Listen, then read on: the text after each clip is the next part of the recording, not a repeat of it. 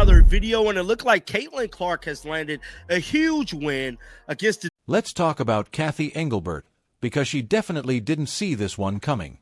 The WNBA's whole everything's under control image completely shattered.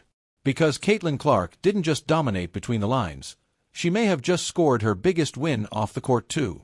Remember that incident the league tried to quietly bury?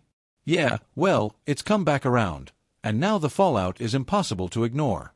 It's poetic, honestly. The kind of full-circle moment that feels like karma running the scoreboard. So now the real question is, who dropped the ball harder?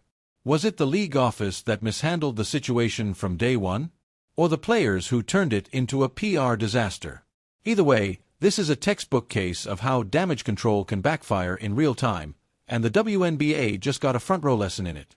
A lot of people feel as if Erin Kane and their company hasn't been standing up for Caitlin when it comes to her getting off the ball, when it comes to referees, when it comes to the disrespect from players and the league, and the way Cathy sneaked this in, and all these said things that is steady happening. Let's be real. If there were Olympic medals for acting like nothing ever happened, Cathy Engelbert and the WNBA would be standing on the podium right now. Because when Caitlin Clark got checked like she was in an NFL highlight reel, the league treated it like just another Tuesday. The refs suddenly forgot what a whistle was. The broadcasters magically lost access to slow-motion replays.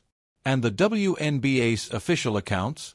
Total radio silence, not a single post, not even a generic, "We're reviewing the situation." It was like the entire league decided the best PR move was pretending the moment never existed. But here's the thing, when you ignore something that obvious, it doesn't disappear. It just builds pressure until it explodes. And Caitlin Clark are talking to the official. They're both going at it saying, hey, oh. You could almost hear the PR team whispering behind closed doors. Just ignore it. If we stay quiet long enough, maybe it'll blow over. But spoiler alert, it didn't. Fans didn't forget. They erupted. Social media lit up. ESPN hosts were forced to address it. Even casual viewers, people who don't normally watch the W, were like, wait, why is nobody talking about this? Because when your rookie phenom, the one single-handedly tripling your TV ratings, gets leveled on national television, you don't just hit move on. But that's exactly what Cathy Engelbert and the WNBA tried to do. For weeks, the league went into full defense mode. Players brushed off criticism as hate. Reporters who dared to ask tough questions suddenly found doors closed. And through it all, Caitlin Clark stayed silent. No Twitter rants. No press drama. Just buckets. She kept her head down and let her game do the talking. And that's what flipped the power dynamic. Because silence, when you're winning every night, speaks louder than any statement. Every game, every record, every sold-out arena made her story too big for the league to control. The same media that once dismissed her fans was now chasing her spotlight. I had to talk about a story that's very, very important. And albeit indirectly, it involves Caitlin Clark, the Department of Justice, and quite possibly the President of the United States himself. Somebody got to say it, so I'm going to say it. But one thing I will not do is take credit for this. I am looking at... And then, boom, the story flipped. Out of nowhere, the Wall Street Journal dropped a bombshell. Leaks started spreading that Clark's camp was quietly consulting legal experts after that viral clip resurfaced. And this time, it wasn't just sports fans arguing about a foul. Millions of people were calling it what it looked like, an assault. Once that word hit the headlines, the tone completely changed. This wasn't a heated moment in a game anymore. It was now being discussed as a workplace safety crisis. A full-on PR disaster with legal consequences lurking underneath. Suddenly, Cathy Engelbert, usually calm and polished, was feeling real pressure. Sponsors, the ones cutting the multi-million-dollar checks, started demanding answers. They hadn't signed up to see their logos floating over viral clips that looked more like brawls than basketball. And like magic, after weeks of silence, the league suddenly announced an official review. You know, the same review that didn't exist a month earlier. The WNBA issued the classic corporate statement. We've taken appropriate action and remain committed to sportsmanship. Which, translated from PR language, basically means, we're not changing anything, but please stop tweeting about it. But here's the thing, no one stopped. Fans kept demanding transparency. Reporters kept digging. And Clark's team, they weren't staying quiet anymore. Behind closed doors, her representatives pushed back hard, asking for actual enforcement of the league's own rules and written guarantees for player safety. It sounds obvious, right? But apparently, it wasn't. That's when the cracks started to show. Sponsors began sending formal letters of concern.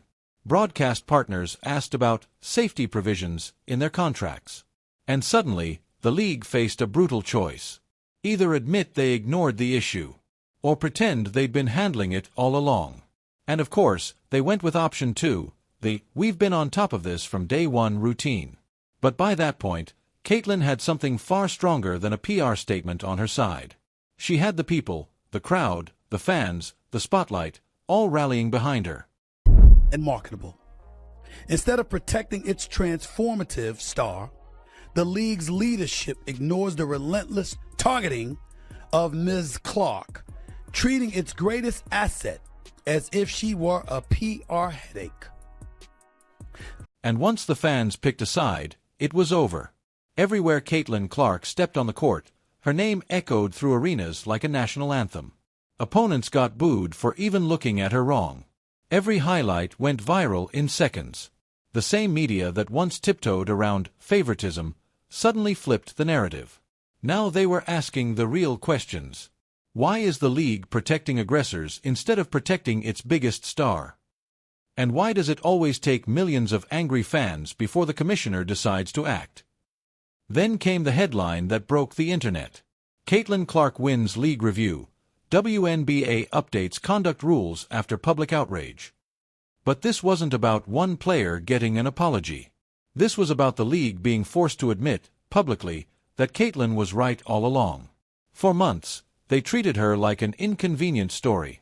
Now, the same commissioner who tried to minimize her influence had to stand at a podium and pretend the rule change was all part of some grand commitment to fairness. Translation: yeah, we messed up, and now we're fixing it before this turns into court paperwork. Honestly, poetic doesn't even begin to describe it. Kathy Engelbert, who once tried to downplay the Caitlin Clark effect, ended up becoming its biggest example. Because if Clark wasn't Clark, if she didn't have the numbers, the fans, and the influence, none of this ever happens. Now, Engelbert's doing her best impression of damage control, calling Caitlin a transformative player and a pillar of growth. Yeah, sure. Nothing says pillar of growth like ignoring someone until the lawyers show up, right? But the real twist came from inside the locker rooms. Teammates started quietly defending her. Some said the hate had gone too far. Others still blamed the media for fueling the chaos. But that unity the league once had? Gone. Caitlin's calm, professional silence started winning people over. She didn't post rants. She didn't clap back. She just kept showing up and dominating. And that's when Engelbert finally realized Caitlin's silence carried more power than the entire league's PR department combined. The WNBA thought this would fade in a week. Instead, it turned into a full-blown reality check for the commissioner herself. The same networks that once aired "Caitlin needs to toughen up" segments were suddenly running "Did the WNBA fail to protect its biggest star?" specials. And that, my friends, is what happens when you try to gaslight millions of fans. You can spin it for a few days, maybe a week, but once the receipts pile up, there's no coming back. Clips from that game were replayed everywhere. Podcasts shredded the league's leadership. Even NBA legends, people who never comment on WNBA drama, started speaking up. Charles Barkley, Stephen A. Smith, they all said what everyone was thinking. If someone had shoved LeBron James like that, there would have been fines, suspensions, investigations. But for Caitlin, crickets. And the more she won, the worse it made the league look. Because nothing exposes bad leadership faster than a player thriving in spite of it. Caitlin came out looking calm, confident, unstoppable. The league looked like chaos. And by the time they released their shiny, updated code of conduct, the damage was already done. Fans had made up their minds. Caitlin Clark was assaulted.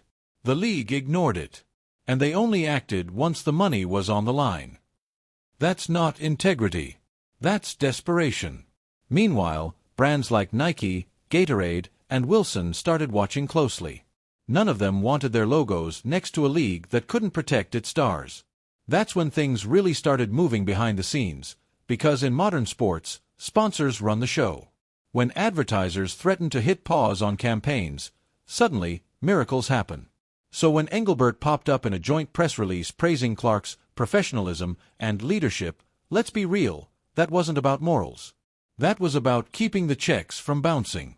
Still, Caitlin handled it better than anyone could have imagined. In her latest interview, she laughed and said, "I used to get nervous before games, but now I feel exactly where I'm supposed to be." That wasn't just confidence. That was control. And ironically, Engelbert helped her get it, because every time the league tried to silence her, Caitlin's story only got louder.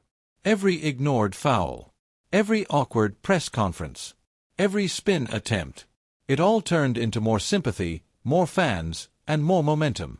Even her critics started switching sides. The same players who said she wasn't ready for the league now keep quiet, because you can't argue with stats, ticket sales, TV ratings, jersey numbers, all exploding. And the one person at the center of it all, the very player the league once tried to downplay. But don't get it twisted, Engelbert hasn't changed.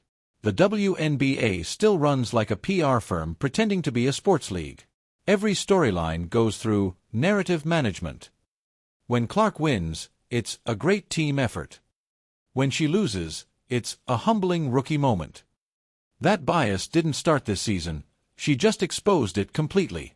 Now fans are demanding transparency. They want fair officiating, real player protection, and consistent discipline. You know, the basic stuff every professional league should already have. And for Engelbert, that means the one thing she's spent years avoiding: accountability. Because once you admit mistakes, people start asking for results, and her record isn't great. Teams folding, salary disputes, PR disasters. And now, the Caitlin Clark crisis that exposed it all.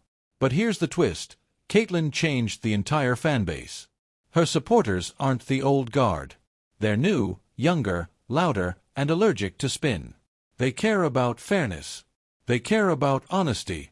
And that scares the league more than anything. You can't control a fanbase that knows how to dig for receipts. You can't silence people who pay the bills. And you definitely can't bury a story when the whole internet is watching. Caitlin Clark didn't need to yell, sue, or tweet. She just kept playing. And somehow, that quiet consistency forced an entire league to face itself. So yeah, instant regret doesn't even cover it. Cathy Engelbert didn't just underestimate Caitlin Clark. She underestimated an entire generation of fans who refused to look away. And now, every polished statement, every "we value fairness" slogan, every fake apology, it all sounds hollow next to Caitlin's calm, simple words. "I'm grateful. I've worked for this. I'm right where I'm supposed to be." That's not just confidence.